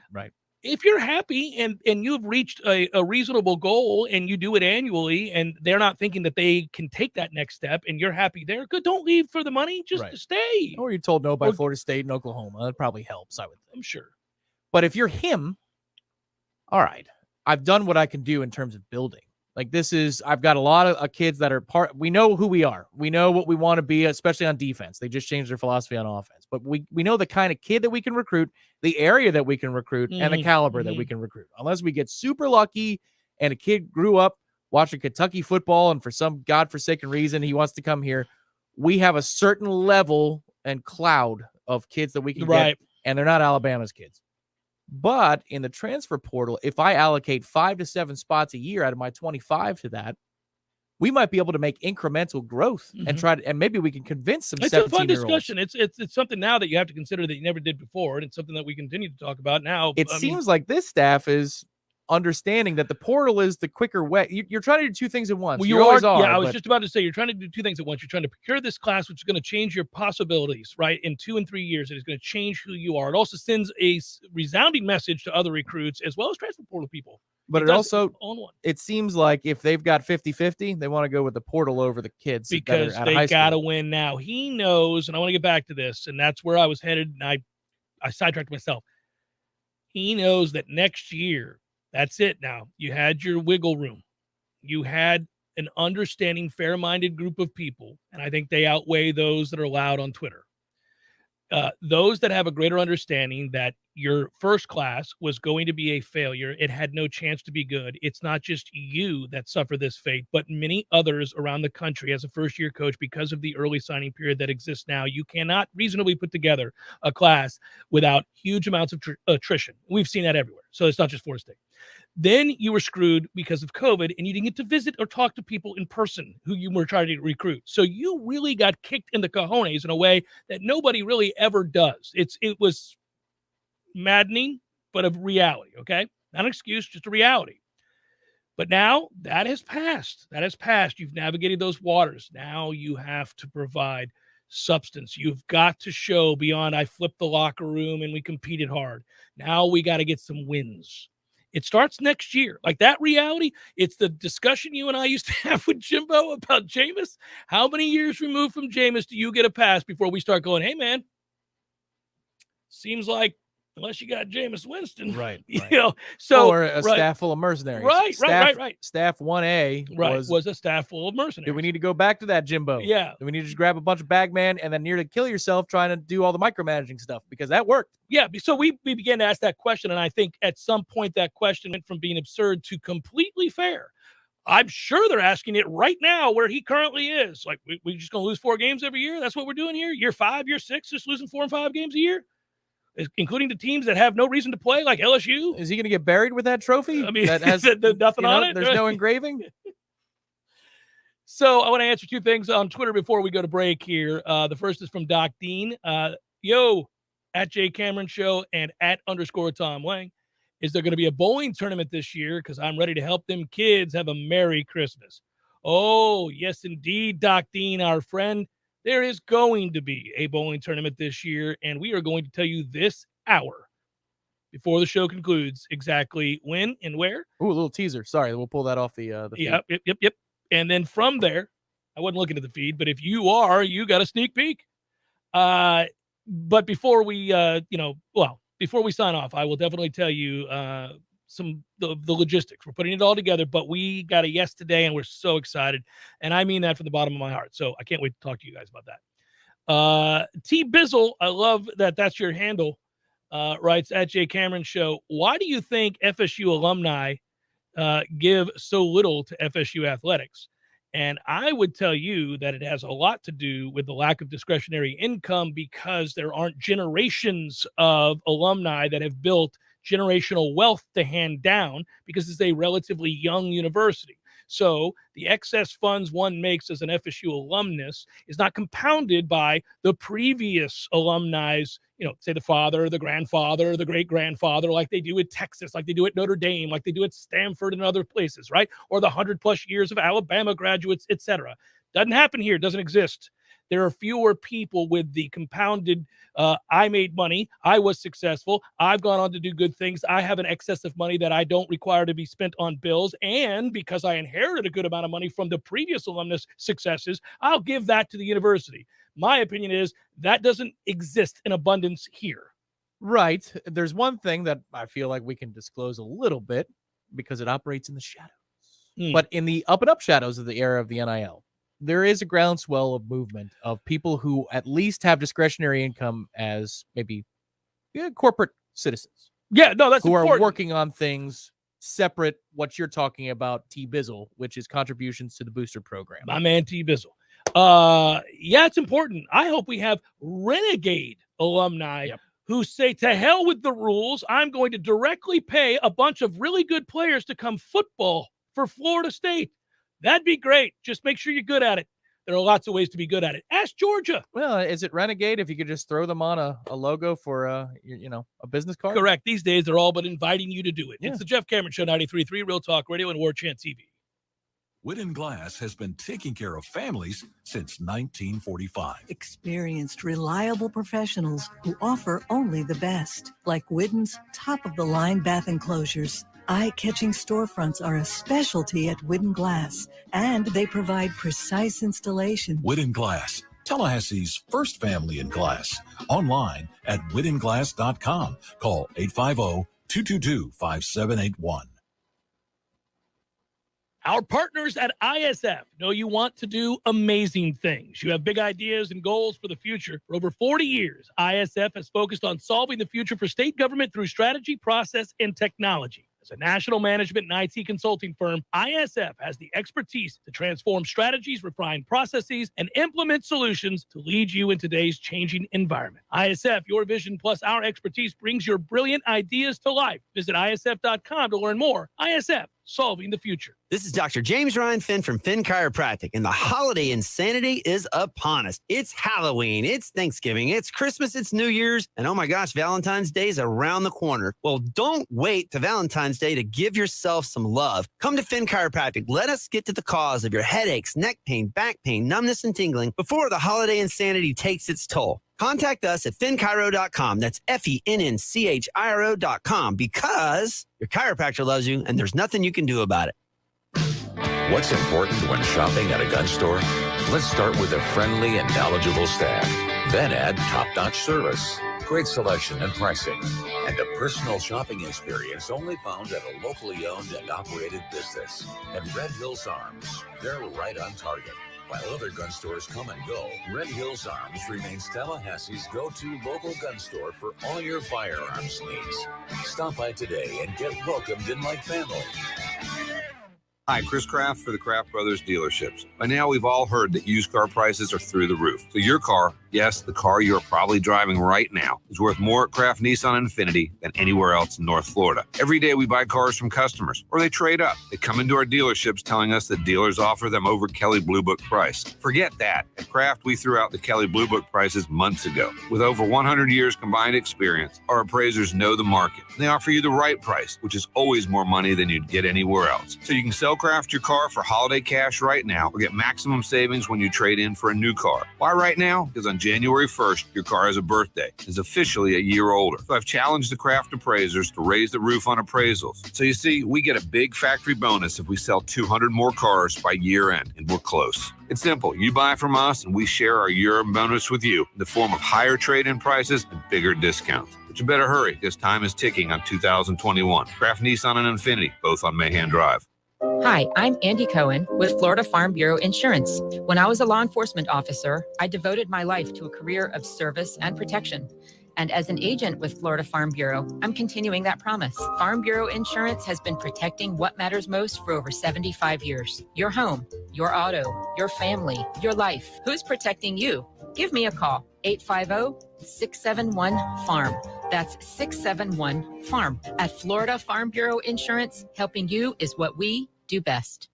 We all want more energy, more strength, more results. Well, welcome to Orange Theory Fitness as you take a step towards feeling more alive today. Backed by science, Orange Theory's heart rate monitored workout is scientifically designed to keep heart rates in a target zone, spiking metabolism and increasing energy. Orange Theory Fitness is a one-of-a-kind group personal training workout resulting in more energy, visible toning, and extra calorie burn for up to 36 hours. Experience a more vibrant life today with Orange Theory Fitness. To find out more, go to orangetheoryfitness.com. The Jeff Cameron Show is a production of the Warchant.com Multimedia Network. Check out Warchant.com today for the latest news inside Florida State athletics. That's Warchant.com. Now, back to Jeff on Real Talk 93.3.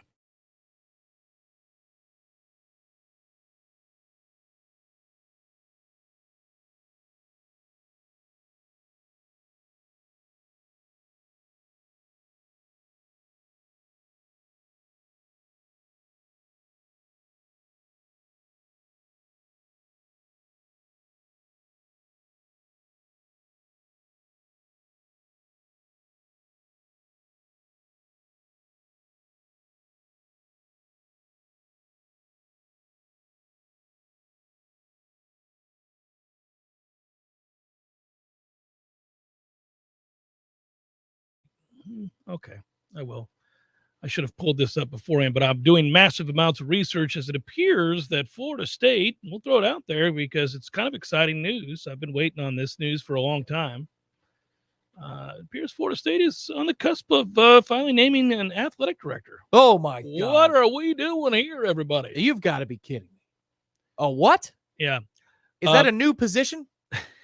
Pete Thamel, national college football and basketball reporter for Yahoo Sports. Remember the old joke? It was almost like the Dave Chappelle Run Bitch Run for Your Life. If Yahoo Sports was knocking on your door, don't answer.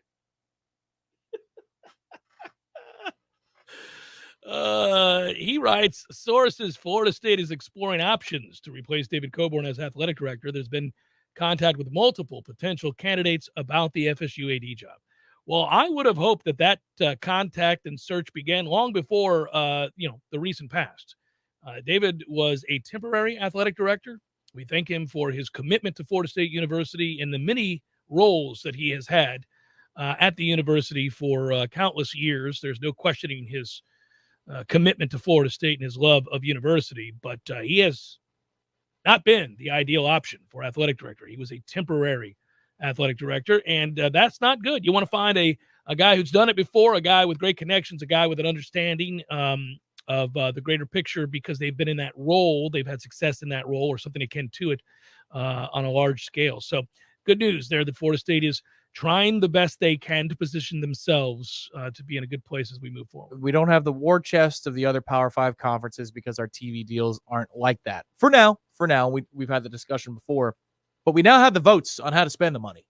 If you're an athletic director, you have the votes. They created that. That's different than it used to be, and that's important for the attractiveness of this particular position. So whoever it is, you don't have to go begging.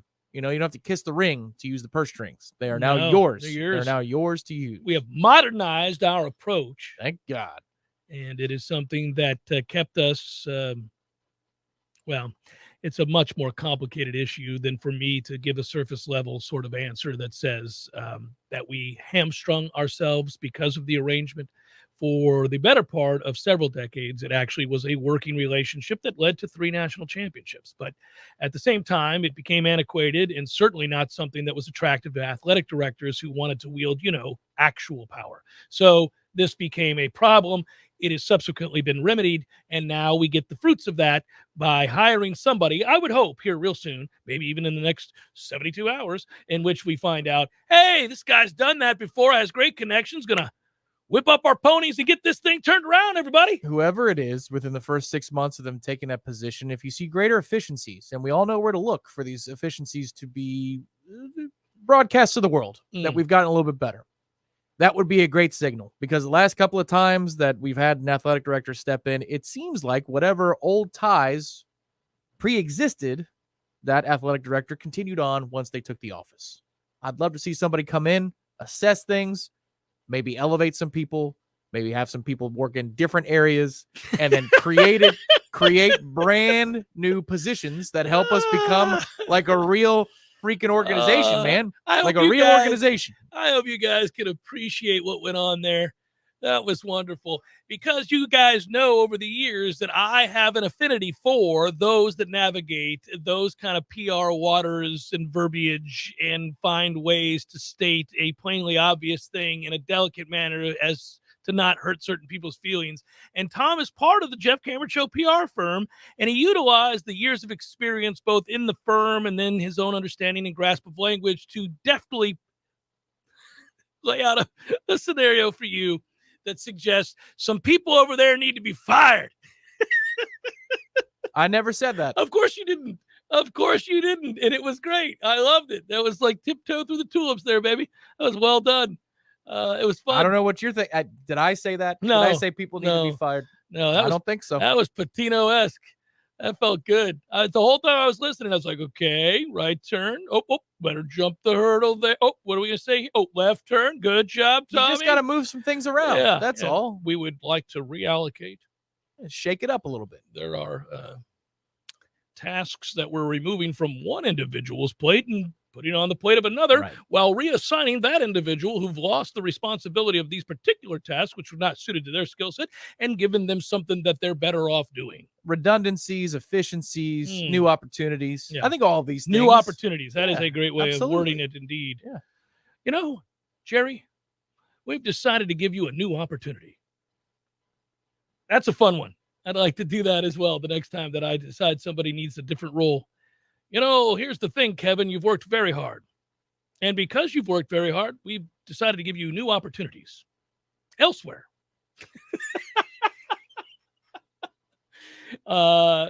Please call this number, if you will.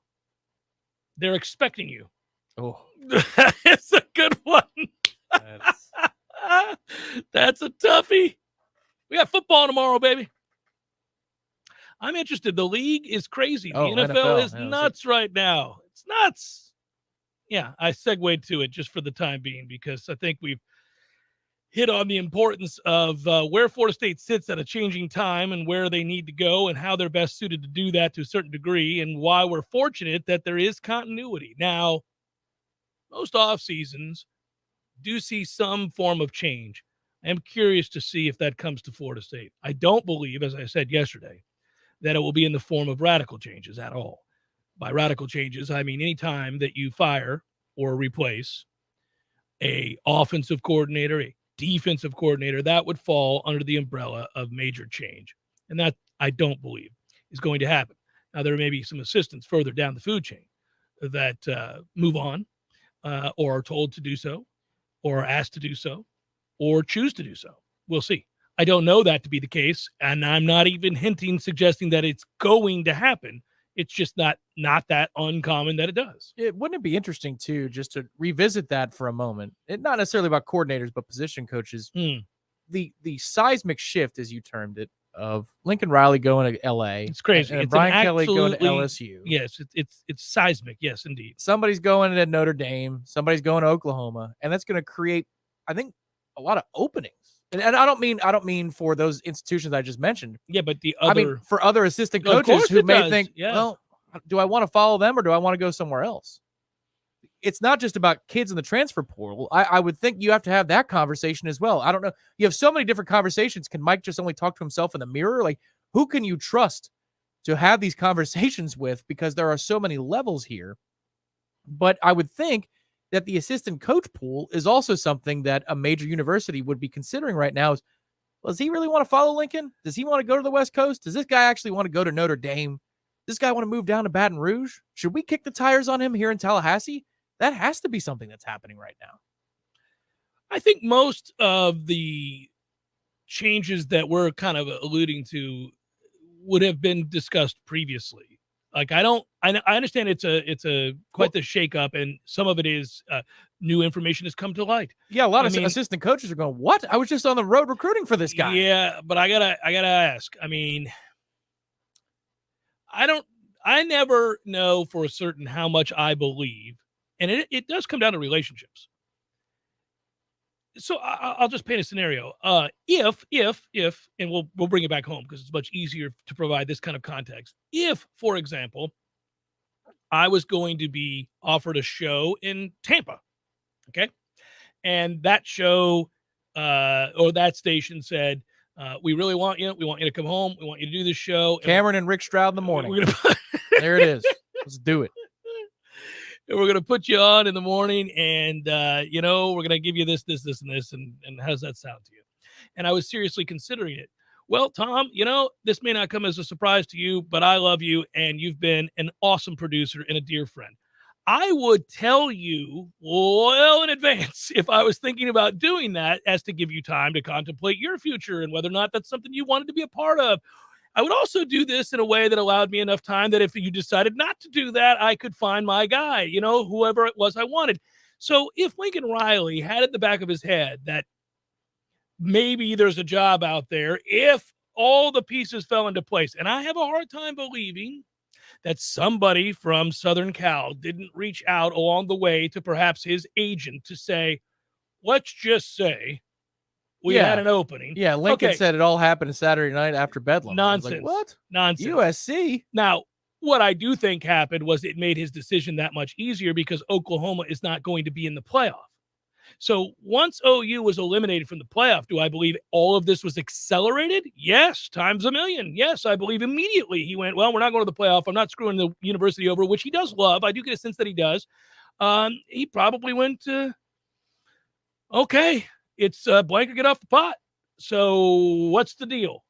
Well, Lincoln, it's $11 million a year, a $6 million housing allowance, a plane, and we're going to overpay for the 2 homes you own in Norman.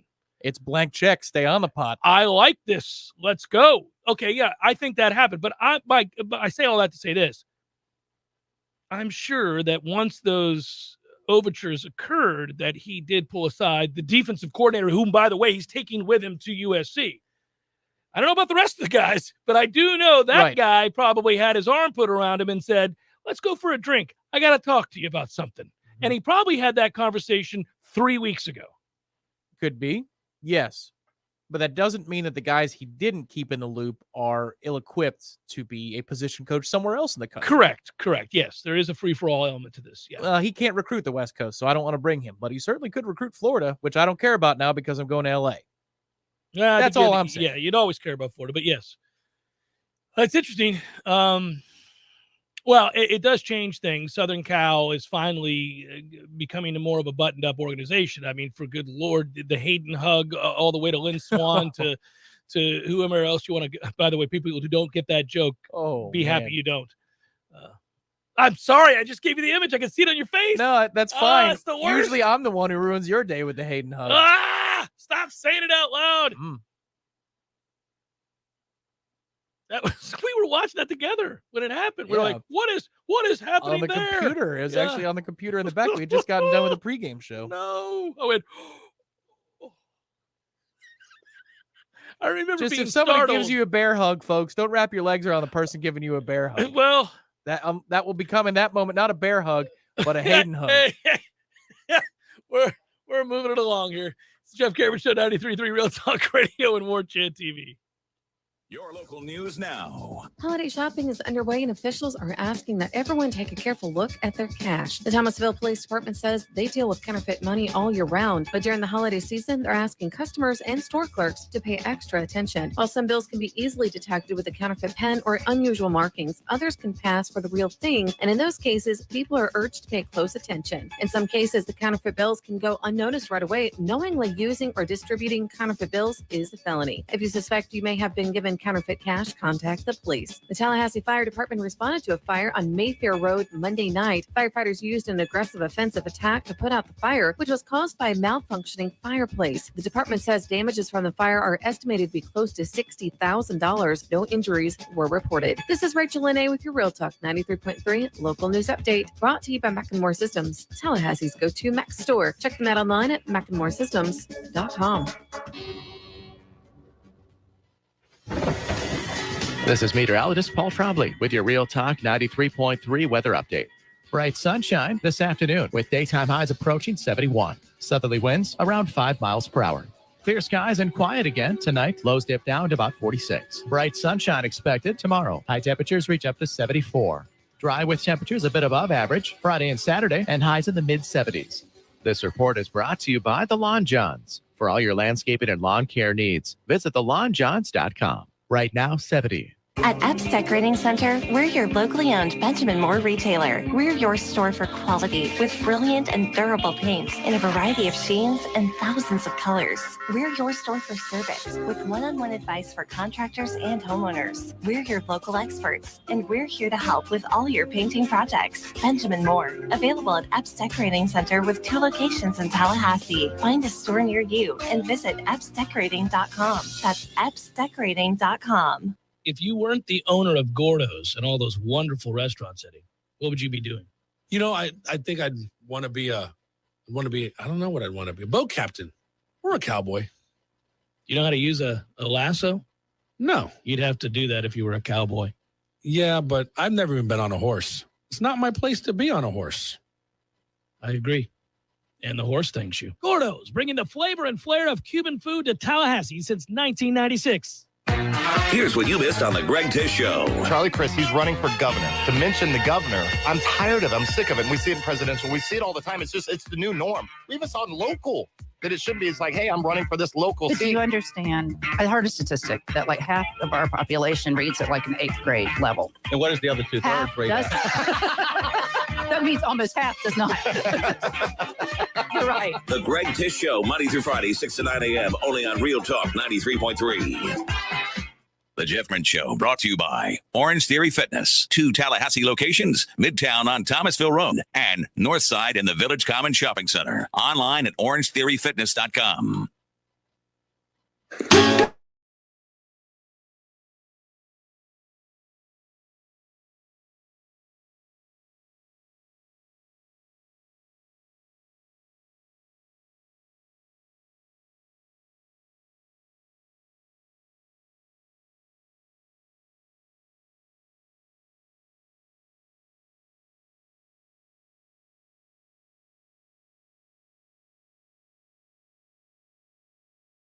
Will take place on December the 20th. You can go ahead and post the graphic if you want now. December the 20th, the JCS annual holiday bowling tournament to benefit the kids of the Guardian ad litem. We do this every year. If you're a new listener on 93.3 and don't know of which I speak, years ago, we started this tournament, and it has been such a rewarding experience. And most importantly, it's one that reveals every year what a great community this is. Basically, we host a bowling tournament, and we set up registration for teams. And the only entry fee, if you will, for lack of a better term, is usually a gift card and or a gift of some sort to boys and girls of the Guardian ad litem who otherwise wouldn't get Christmas presents. Kids who have to do without every year. And it's not just that they do without during Christmas time. They do without for much of their life while they're in the system or they're struggling at their house for whatever reason. And, I've asked that people help out with this over the years. And, man, every single time you guys have responded in overwhelming fashion. And this has been an especially tough time for kids who find themselves in these circumstances. Largely because of isolation, even further isolation brought on by COVID and the pandemic, and a lack of access to helping these kids face to face a lot of times. So they could really use our help. And I'll tell you more in the coming days and weeks. There's a lot of ways you can help out, even if you don't participate, say, in the bowling tournament. And a lot of you do every year. And I have no doubt it will happen again this year. It's going to be December the 20th. At 7 p.m. at District 850. Gordo's and my man Eddie and the great people there always help out, and they will again this year. I'm going to start telling you about places in which you can drop off gift cards and or presents. One of them will be here at the station, 93.3 Real Talk Radio. But we want to organize times for that. If you're giving physical presents, for example, like a bike, we want to make sure somebody's here. So we're going to tell you those times that are best suited for you to stop on by the brick and mortar that is 93.3. And then also, like we did a year ago or 2 years ago, when we were able to get some participating restaurants that are also folks that do business with us and we do business with them. You know what? That worked out well. People did drop gift cards off, and we were able to gather that way and help out the kids of the Guardian ad litem. So this is just an initial announcement. You're going to start hearing a promo. You'll start information on how to sign up. We don't have that yet. You're going to have instructions on that this week. That's correct. You'll get more and more details as the days go by, but it's going to happen. It's all going to be expedited now that we're actually in December. And I'm excited. I'm really excited. I always am. It's always humbling and reassuring and exciting to hear from people of our community and to see them act with their pocketbooks as well as the kindness of their heart. So without getting too sappy, we're going to do it. People have asked about it, so I wanted to get that out there. We just now finalized it. I'll get into some more details, not just about the drop-off points or the kind of activity that it is, but also why the need is so pressing this year. Because I think it's important that you hear that so you understand that your contributions and your kindness are going an awful long way at a time of desperate need. So that's a very good thing. So we'll let you know. Again, we'll let you know. We'll come back, wrap it up in a moment. We do have to I got to pick. Tom, I'm rolling on these picks. damn Kraken killed us the other night. Hey, sometimes we win. Sometimes we win. Sometimes we lose. It's all right. It You happens. take the baton. You also took Washington on the money line. You got that on the final 2-point play. Well, yeah, I held on to it. I mean, they led the whole damn game. And if their kicker hadn't gotten hurt, I would have easily done it because they would have kicked a field goal and the game would have been over. But that was frustrating, and that's why they call it gambling. Because you gotta live through that. But Washington came through as I thought they would. You know who's shot? You know who's done? Seattle. And I'll tell you, I'll take it a step forward. That organization's about to go through a radical shift because I'm not sure Pete's coming back, and then I'm really sure Russell Wilson is not the player he once was. Yeah, well, that was always on the brink after the Malcolm Butler play. Remember, there were reports about the locker room. There were fights. Yeah. After that game was the immediate aftermath of a Super Bowl. People aren't pouting. That seems a They're bit. saying "F you, man." Well, that seemed a bit excessive, but I would say that there are guys who have to be looking with a jaundiced eye towards their quarterback. Well, he'll hang their ass out to dry. Well, of course he will, and Yeah. he's been exposed, by the way, as the nutcase we know him to be. He's goo-goo for Cocoa Puffs. Ciara. He's also not playing good football at all, and hasn't for some time now. Jeff Cameron Show, 93.3 Real Talk Radio, Warchant TV.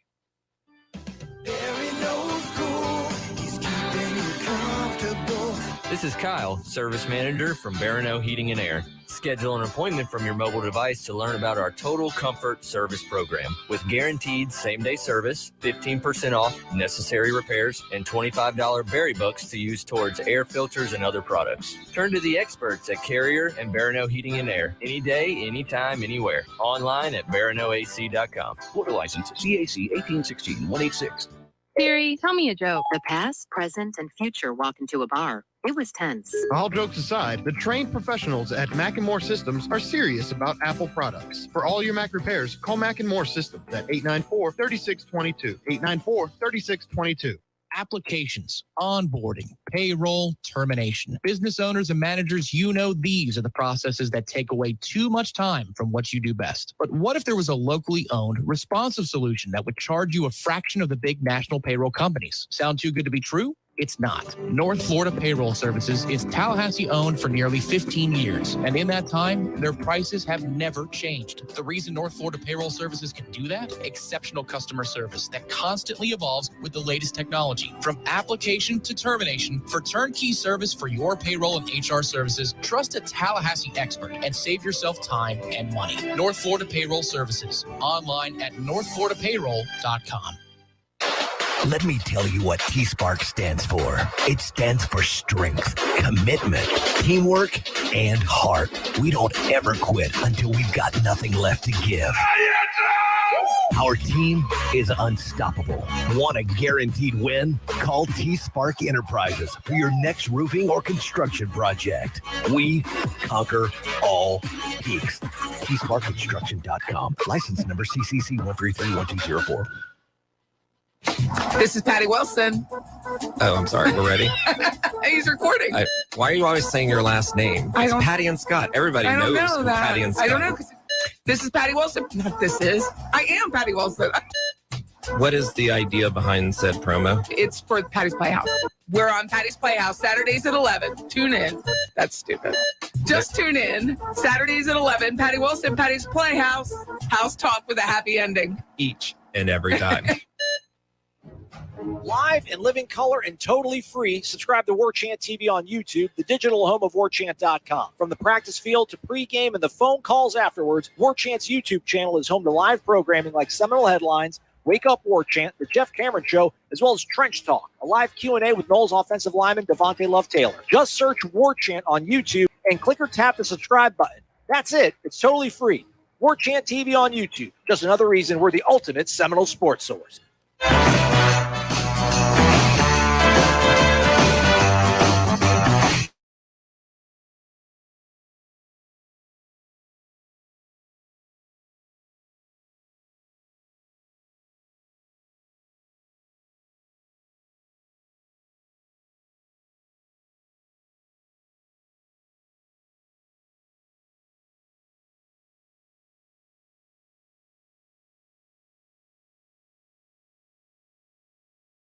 We hit it on Washington the other night, but we've got more for you here today. So cue it, and then I'll make the read for our friends. It's coming. It's going to happen, everybody. In 3, 2, it's locked up. They're refusing. It has been sabotaged by the gremlins, just like that. Hey, Big Daddy. You having some Red Russians tonight? We'll know in about 47 seconds. Hey, Big Daddy, having some Red Russians tonight? We'll know in about 47 seconds. To an open wing. It's picked up by Dowdy, an empty net. He scores. Hot damn, Big Daddy's done it again. Red Russians all around, Teddy. All right, Big Daddy. All right, so this brought to you, as always, by our great friends at North Florida Payroll Services, locally owned for nearly 15 years, offering payroll and HR services, including full online applicant onboarding and integration into payroll. Save your company money and headaches today. Head to northfloridapayroll.com. All right, so I've been wrestling with this one, and for good reason. I'm jostling, Tom, between two games in particular. And both are NFL related, so you have a little time yet. As of yesterday, you could have gotten the Vikings against the Steelers for less than a touchdown. And if you can still, and shop around, as always, friends, for the best value. If you can still, then I would do that. Oh, that's a look-ahead line, by the way. That's what I meant to tell you. It's a look-ahead line. It's a future. It's a week from tomorrow night that game takes place. That is. It came out, and I saw it, and I was looking at futures. I was looking at I like to do the look-ahead lines. Sometimes you get incredible value. The Steelers are a dumpster fire without a quarterback. No matter who they start at quarterback, including the very famous one who will make the Hall of Fame. They can't play at quarterback. Really important position. You juxtapose that with a team that has fooled around and put themselves in a fairly untenable position, yet has talent across the board, and that would be the Vikings. -4 sounds light. Sounds light on a future. A little pizza money for you guys on a Balls McWednesday, well in advance. A reminder you can get value 6 days out, 8 days out, 10 days. You got to look. You got to look for these things. That's my advice to you. As far as perhaps this weekend goes, or would you like another future? Okay, I'll give you another future. You can get 4-1 right now. Cliff Kingsbury as Coach of the Year. I'd do it if I were you. Yeah. I think it's a slam dunk. I'm going to take Cliff Kingsbury at 4-1. You're welcome, everybody. ATM Cameron over here, buddy. There you go. Along with CJ Stroud, right? That's going to pay. That's not going to pay. I don't think he's going to win the award. I think I'm screwed. Oh. But I got my money on, obviously, the Utah situation. That worked out. They did win the Pac-12 Georgia's South. looking good as a future. Georgia is at +800. So futures are a good deal. If that's your cup of tea, making money. Yeah, if that's your thing. I would look at it. 4 futures currently in play on point totals for NHL teams. And so far, so good. So far, so good on all fronts. I like it. They had Seattle at 92.5 for the season. And I said, are you on crack? Are you on what crack? What are they doing dropping 7 goals the other night? Is Buffalo just not – I mean, they can't play a lick. I don't know what that is. I don't know what are we doing? That should not have happened. 7 goals. 7. That should not have happened. Were you sitting there with the Mackay cigarette? I mean, like, what the hell are we doing? Buffalo's running them down. They keep running them down, and then Seattle scores like 10 seconds later. It's crazy. I thought it was nuts. You would think they'd be beleaguered after doing Tampa, Miami, and then flying up to Buffalo, and there are the Sabres in wait. No, sir. I'm going to give you another a future while I'm sprinkling futures for the fun of it here. And this one's good. This one's good. This is all value. Now, you don't have to do this because it is a risk, to be sure. But I like Coach Flores. The Dolphins have won 4 straight. What, to win the division? 12-1 to make the playoffs. Oh. Mm-hmm. A little something for y'all. A little nugget. A little something for y'all. 12-1. Thank you, Tom. Good job as always. Thank you, Director Matthew. Thank all of you for listening. Be well, people. Talk to you tomorrow.